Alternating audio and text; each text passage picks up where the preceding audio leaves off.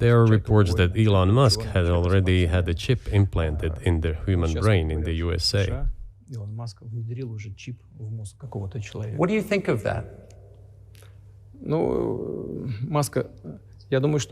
Well, I think there's no stopping Elon Musk. He will do as he sees fit. Nevertheless, you need to find some common ground with him, search for ways to persuade him. I think he's a smart person, I truly believe he is. So you need to reach an agreement with him because this process needs to be formalized and subjected to certain rules. One of our senior United States senators from the state of New York, Chuck Schumer, said yesterday, I believe, that we have to continue to fund the Ukrainian effort or U.S. soldiers, citizens could wind up fighting there. How do you assess that?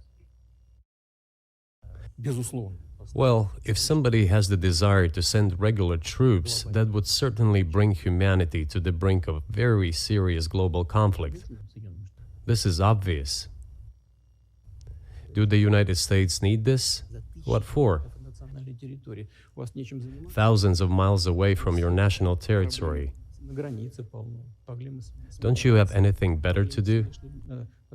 You have issues on the border, issues with migration, issues with the national debt, more than $33 trillion.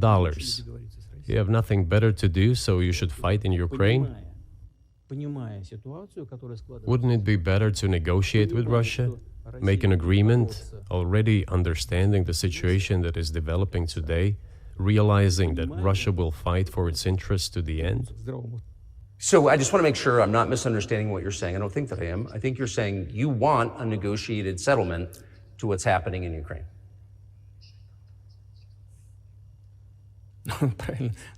Right. And we made it. We prepared the huge document in Istanbul that was initialed by the head of the Ukrainian delegation. He affixed his signature to some of the provisions, not to all of it.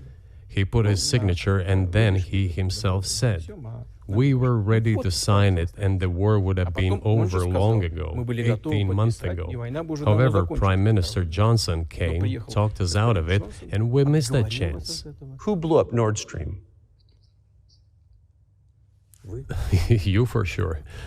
I was busy that day. Nate, do you have I did not blow up Nord Stream. Thank you, though. You personally may have an alibi, but the CIA has no such alibi. Do you have evidence that NATO or the CIA did it?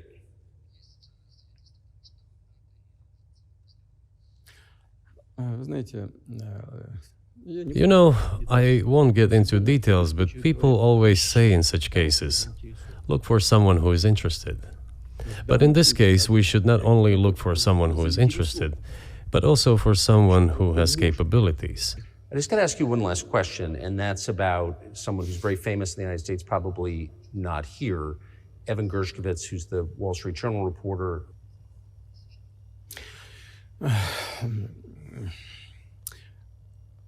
Мы столько сделали жестов доброй воли, что, мне кажется, мы исчерпали все лимиты. We have done so many gestures of goodwill out of decency that I think we have run out of them. Ни разу не ответил. We have never seen anyone reciprocate to us in a similar manner. However, in theory, we can say that we do not rule out that we can do that if our partners take reciprocal steps.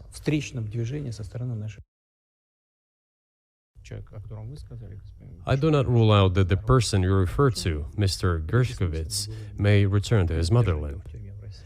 By the end of the day, it does not make any sense to keep him in prison in Russia. We want the U.S. Special Services to think about how they can contribute to achieving the goals our special services are pursuing. We are ready to talk. Moreover, the talks are underway. And there have been many successful examples of these talks crowned with success. Probably this is going to be crowned with success as well. But we have to come to an agreement.